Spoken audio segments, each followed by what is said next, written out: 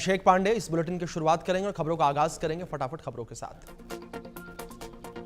उपराष्ट्रपति चुनाव को लेकर संसद भवन में आज बीजेपी सांसदों की कार्यशाला, सांसदों को दी जाएगी वोटिंग की प्रक्रिया की जानकारी। जीएसटी सुधारों के लिए सम्मानित किए जाएंगे पीएम मोदी। बीजेपी ने कहा है कि नए जीएसटी स्लैब में लोगों पर कर का बोझ कम होगा और अर्थव्यवस्था को बढ़ावा मिलेगा। केंद्रीय मंत्री एसपी सिंह बघेल ने कहा कि उपराष्ट्रपति चुनाव से पहले पूरी प्रक्रिया जानने के लिए एक मॉक ड्रिल होनी चाहिए, इससे वोट रद्द होने की संभावना कम हो जाती है। बिहार में सीट बंटवारे पर सूत्रों के हवाले से खबर, 66 सीट पर चुनाव लड़ सकती है कांग्रेस। तेजस्वी के घर पर महागठबंधन की बैठक में बनी है सहमति।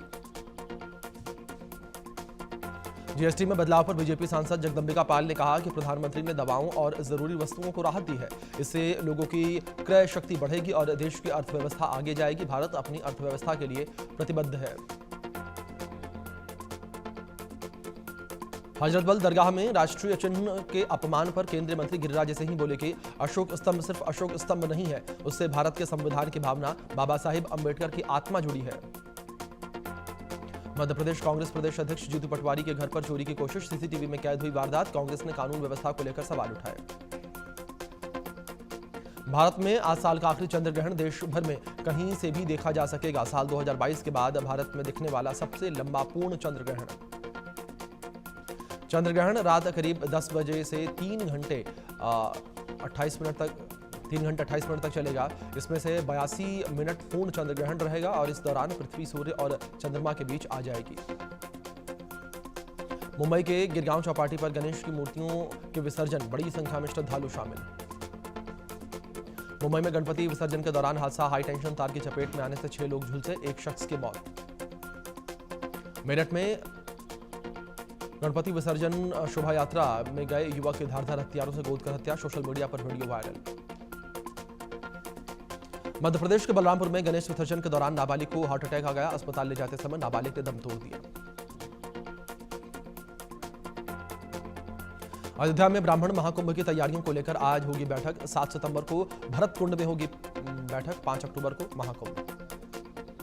पूर्णिमा के मौके पर बड़ी संख्या में श्रद्धालु पहुंचे अयोध्या, सरयू नदी के पवित्र स्नान करके पूजा की। असम छात्र संघ का विरोध प्रदर्शन, केंद्र सरकार के द्वारा अवैध नागरिकों की पहचान और निर्वासन की अंतिम तिथि बढ़ाने के फैसले का विरोध किया।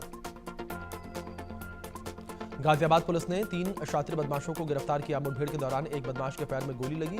गैंग लूट और स्नैचिंग की वारदातों में शामिल था। बाराबंकी में श्रीराम स्वरूप यूनिवर्सिटी में बुलडोजर का एक्शन, सरकारी बंजर भूमि पर बनने एनिमल हाउस और कैंटीन को ढहाया गया। एबीवीपी कार्यकर्ताओं के प्रदर्शन के बाद एक्शन हुआ। मथुरा में पैट परीक्षा के दौरान पकड़ा गया सॉल्वर अभ्यर्थी, अखिलेश की जगह पर परीक्षा देने आया था नीतीश कुमार।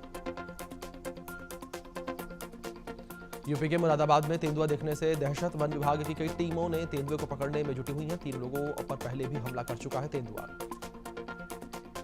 झारखंड के गिरिडीह में हाथियों का आतंक, हेसला गांव में हाथियों के झुंड ने फसलों को बर्बाद किया। दहशत के कारण घरों से बाहर नहीं निकल रहे हैं लोग। गुरुग्राम में पुलिस स्टेशन में महज 200 मीटर दूर चोरी, घर के बाहर खड़ी गाड़ी के पहिए लेकर चोर फरार, बिना नंबर प्लेट की बोलेरो में आए चोरों ने वारदात को अंजाम दिया। दीघा समुद्र तट पर मछुआरों के जल में फंसी 2 क्विंटल की शार्क मछली देखने के लिए लोगों की भारी भीड़ उमड़ी। शार्क मछली को स्थानीय फिश लैंडिंग सेंटर पहुंचाया गया।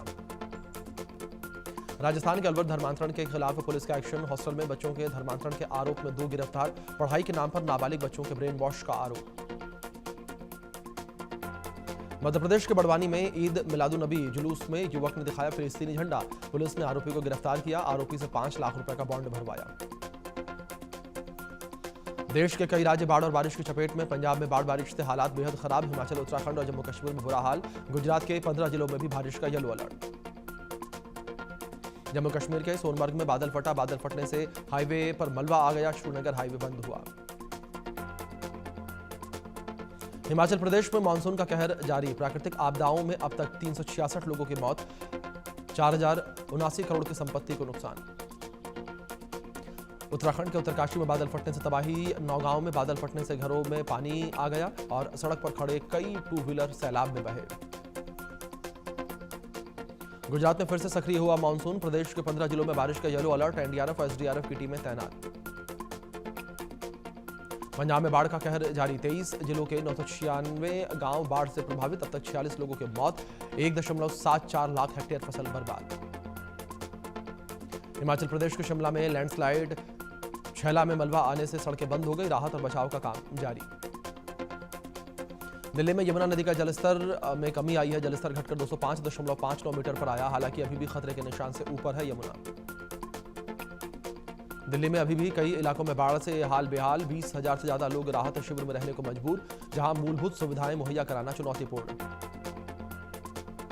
दिल्ली में बाढ़ के कारण 6 जिलों के करीब 18,000 लोग प्रभावित हुए हैं। मयूर विहार फ्लाईओवर के नीचे बसी टेंट सिटी।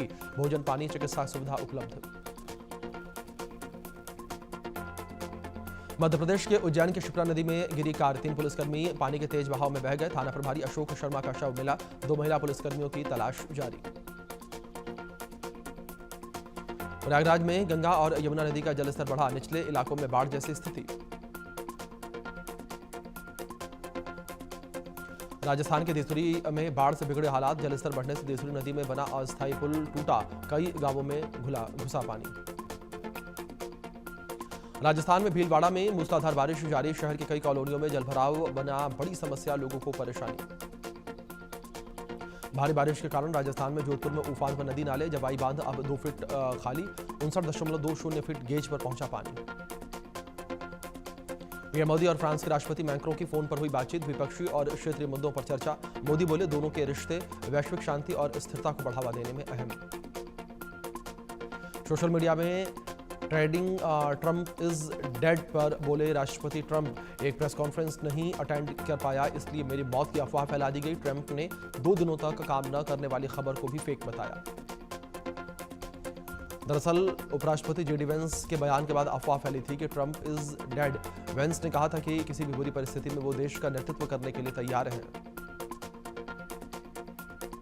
चीन ने भारत और नेपाल के बीच लिपुलेख विवाद में पकड़ने से इनकार किया है। कहा कि आपसी मामला आप दोनों मिलकर सुलझाएं।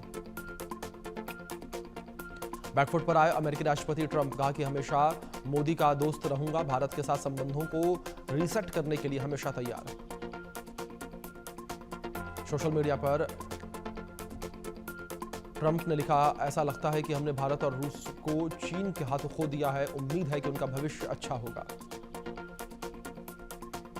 पीएम मोदी के ट्रंप को लेकर दिए गए प्रतिक्रिया पर बोले एस जयशंकर, पीएम मोदी के ट्रंप के साथ हमेशा से बहुत अच्छे व्यक्तिगत रिश्ते रहे हैं। ट्रंप के द्वारा तारीफ किए जाने के बाद प्रधानमंत्री नरेंद्र मोदी ने दी प्रतिक्रिया। कहा कि वे ट्रंप की भावनाओं का सम्मान करते हैं। भारत और अमेरिका के रिश्ते पॉजिटिव हैं। 8 सितंबर को ब्रिक्स नेताओं के वर्चुअल समिट में पीएम मोदी नहीं होंगे शामिल। विदेश मंत्री एस जयशंकर करेंगे भारत का प्रतिनिधित्व।